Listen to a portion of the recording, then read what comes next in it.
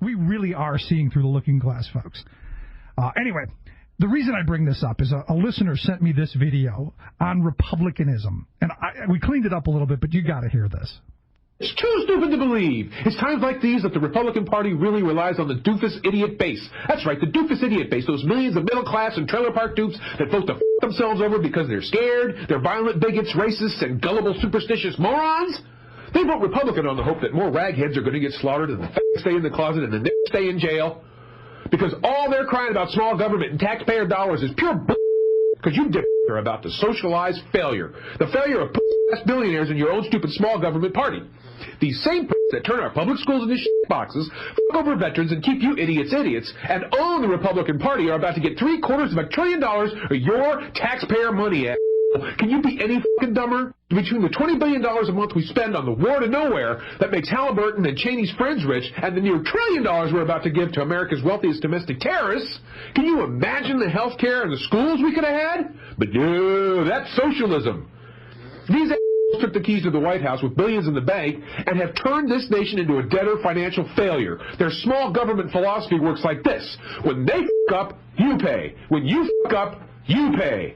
You fell for the gag. You think that Republicans are about small government, patriotism, mom, apple pie, and the regular guy? What a bunch of b****. You've been Bushified. That pillow-handed from a rich Connecticut clan that made millions profiting on war starting with Adolf Hitler has made a fool out of you. He's no cowboy, he's no patriot, he's no veteran, and he's never worked a day in his life, and he's a symbol of what you believe in. By the way, where is he these days? Chained in the basement at the White House until the elections are over? Because he was, is, and always will be the worst president in our nation's history? If you aren't holding over $1 million in stocks and assets and you vote Republican, you're an idiot. And if you are worth over $1 million and you vote Republican, you're an Take your pick. Hearing this, I had a Glenn Beck moment. It was like, this has come to me from God. God has summoned me to have Frank on the program. And Frank be done. Frank, welcome to the program. That guy's got a potty mouth, Rick. I don't think you ought to have that kind of stuff on your program, partner. Yeah, absolutely. Here's the thing. At some point, somebody's got to tell it the way it is, Frank. I remember that segment pretty well. Yeah, I was pretty much fed up, and it just kind of came naturally there. It's really more effective with all the beeps in there. I probably should have done that in the first place. Yeah, it was pretty, and they wanted to silence it out. I said, no, you got to have the beeps because it shows some anger. And I look at what's going on today in what I'm calling Disneyland. On the yellow brick road to the rabbit hole there in D.C. with the Beck and Palin people having their little tea party. Oh, I know. The what is it? He's going to reclaim some kind of reclamation going on there. Yeah, they're going to reclaim. The contempt I have for this whole charade it just shakes me to my core. I can't believe they get away with this stuff. I don't know what the turnout is out there. Have you seen anything? Well, the early reports I got from because I'm on all the Tea Party lists. They think I'm one of them. So they said about 100,000. So the Tea Party people think about 100,000. Fake news on Fox will probably say 10 million. Yeah, that's about right. That's how that conversion rate runs there. The whole thing is such a fraud. But I felt like, when I listened back to what I had said about, at that time, of course, it was the Bush administration that was doing the TARP deal. Right. And I was still really hopeful that we were going to see some serious difference here when Barack Obama came in to town. And I'm not really familiar with your show. I have to admit, I haven't listened to you before today. I don't know where you stand on him and how things are playing out here, but I have really seriously been disappointed in how things have turned out with regard to this same issue. The way we're treating the aristocracy around here is just really sickening. Yeah, I'm very disappointed in our own party. You know what I mean? Yeah, I hear you. We're having a real problem with your phone line. Something's really, really staticky. But I hear what you're saying because pretty much the same thing. When Obama took office, I really had hoped. My one hope for him is that he would save work in this country. That we would pass the Employee Free Choice Act. We would stop these companies from cutting our legs out from under us during this recession. The sad reality, in my view, Frank, is that this country's already too far down the road, on the road to fascism. The corporations own this country, and he can only do so much. They're only going to let him do so much. I really, we're on the same page.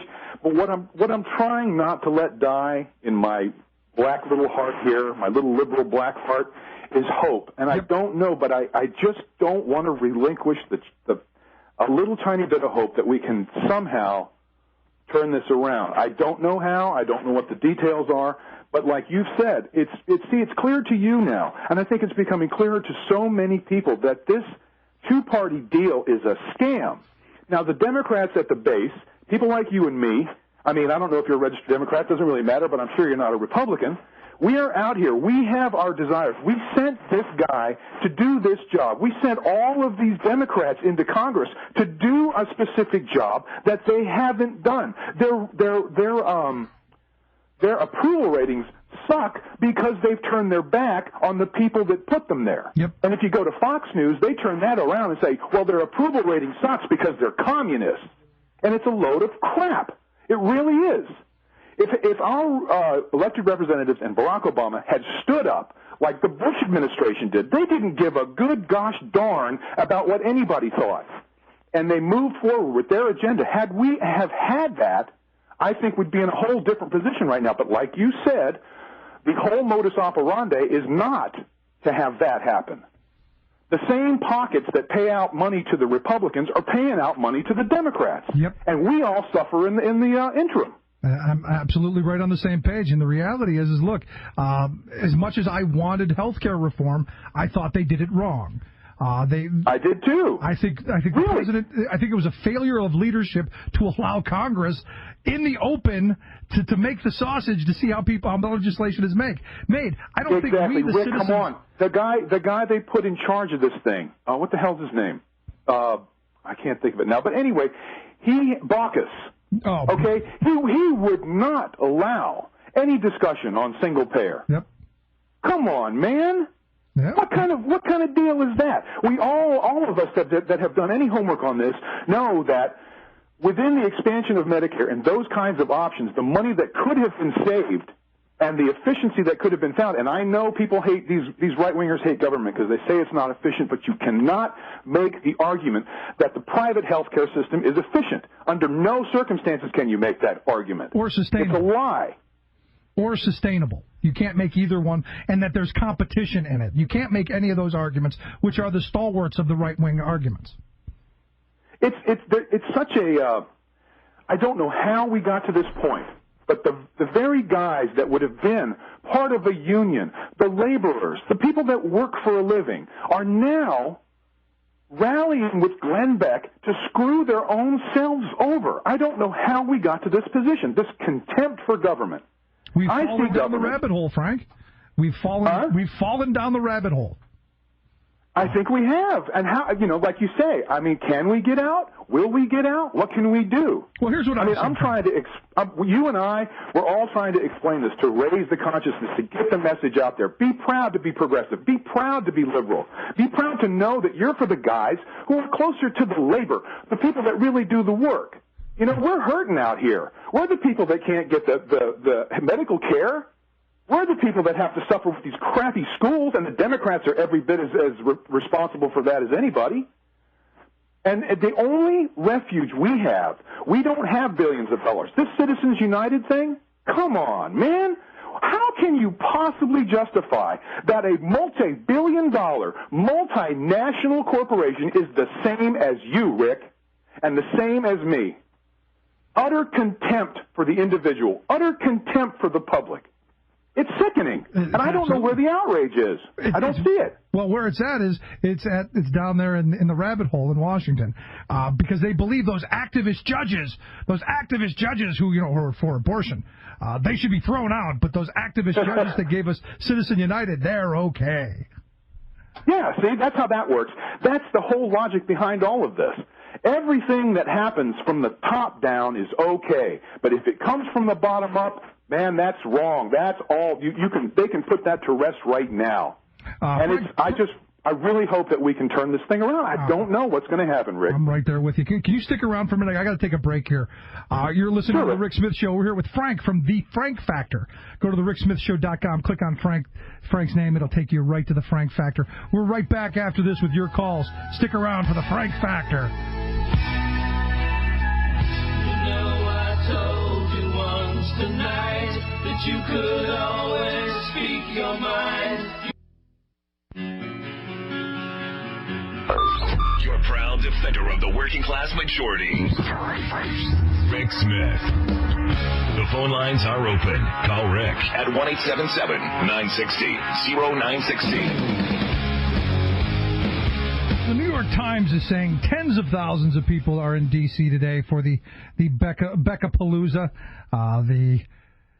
The Tea Party people have told me 100,000 people, and I'm waiting for the fake news on Fox report of 100 million people, a third of the population of the country that has converged onto the mall there. So, again, it depends on where you get your news. I've got Frank from the Frank Factor on the line. Frank, I appreciate you sticking around. You use the word doofus idiot base. I think the tens of thousands of people there who trek to D.C. could be characterized in that. What do you think? Well, I think that it's part of this this self-hating sort of voting against your own interest base. First of all, I don't know if you've seen any of the videos. You know, people go into the crowd and they talk to some of the people, and there's some good stuff out there where people, report. They're uninformed, as you know, or they're ill-informed. They're complaining about the raising of taxes. Hey, Obama's raising our taxes. He's taking our guns. I mean, none of which is true. It's such a fear-based, baloney-based. I cleaned it up for show there. Thank you. Baloney-based information stream that they're working from. They go back to the trough. They get filled with this garbage from Glenn Beck and from that whole network, which is financially dependent upon keeping those very same people part of the idiot doofus base. Because if they become aware, if they begin to know that when you are up against Exxon, BP, the biggest, hugest, most wealthy and powerful corporations in the world, you haven't got a chance except through government. And this is the message I'm trying to get people. We got to overcome this anti-government thing. Yep. The government is supposed to be of, by, for the people. Now, qualifying Exxon as a person is obscene, as far as I'm concerned. I'm right there with you, Frank. It doesn't make any sense. You know what's interesting to me is you get these people who are stepping off the bus, and every one of them they're going, "Get the government out of my life!" But on the other side of their mouth, get your government hands off my Social Security. Get your government hands off my Medicare. Right. Out of the other side of their mouth, they're saying that's the doofus part. But out of the other side of their mouth, they're saying the government's not doing enough to create jobs. It's the thing. We're blame, detraction, negativity, and this program of hatred and just turning away and choking and making it small and killing it and just, turning your back on it is so deeply rooted. It's a very, very successful a strategy, like you said, to make us go down the rabbit hole. This frees up the top. The top can do whatever they want. What is our redress to whatever happens up from the top down? If we're going to disassociate ourselves from our government, what are we supposed to do? Or they'll do as Grover Norquist said to do. I don't want to abolish government. I simply want to reduce it to the size where I could drag it into the bathroom and drown it in the bathtub. Yeah, see, that kind of thinking. And, as with so many of the things that come from the right, there is a kernel, a small, minute portion of truth. But that truth comes in both the private and the public sector. Is there waste? Of course. Absolutely. Is there inefficiency? Of course. But is there waste and inefficiency in the private sector? Is there collusion? Is there corruption in the private sector? Please. But what is our redress in the private sector if you're not a shareholder? None. But what is your redress if you're in the public sector? You can vote. You can become active in the various avenues of public participation that allow you to become represented. Yep. And this is the poison to the top. They don't want you to know that. They don't want you to get there. because it means they have to play fair, and they can't have that. Well, they don't want us. They don't want us coming together. They want us. They want to keep us sliced and diced and divided. Let's take a quick call. I got Mike on line 1. How are we doing today, Mike? Hello, gentlemen. Hey, I love Frank. It's great stuff. But do you guys get the fact that both sides are being manipulated? Yes. That there is a power here that's using Democrat, Republican, conservative, liberal, and manipulating them to fight each other. And I'll give you a real good example because it's so crystal clear. If you go to the Constitution of the United States, do you know what the court of first jurisdiction is between a disagreement between the state and the federal government? Tell us. It's the U.S. Supreme Court. So all these cases that all these attorney generals are filing about health care, they're BS. That gets resolved in front of the Supreme Court, and they have to hear it. It's mandatory. Same thing is true in Arizona over their immigration law. Goes directly in front of the Supreme Court by the rules in the Constitution. And why aren't both sides knowing that? They do know that, but they're not going that route. No, they're going the way that they can keep rallying their forces, turning up the hysteria. This whole thing should have been over in a day or two. The Supreme Court is obligated to hear those cases. But correct me if I'm wrong here, Mike, and maybe I am, but don't you have to first go through the state levels, much like we did with Bush v. Gore? No. There's no requirement. Read the Constitution. All arguments between the states and the federal government. I could say to Mike, I can't speak to the process. I'm embarrassed to say, I don't really know exactly how to do that, but I do agree with, in part, with this playing both sides, against each other. But by the same token, during the election of Barack Obama, there was this movement to try to get people to disengage from the system by claiming that both parties were the same and that your vote doesn't count. I can't support that. I don't ever want to encourage anybody to believe that. Now, it's true to a point, but as our only chance, it's really the only thing that all of us, without making a special effort, can take part in.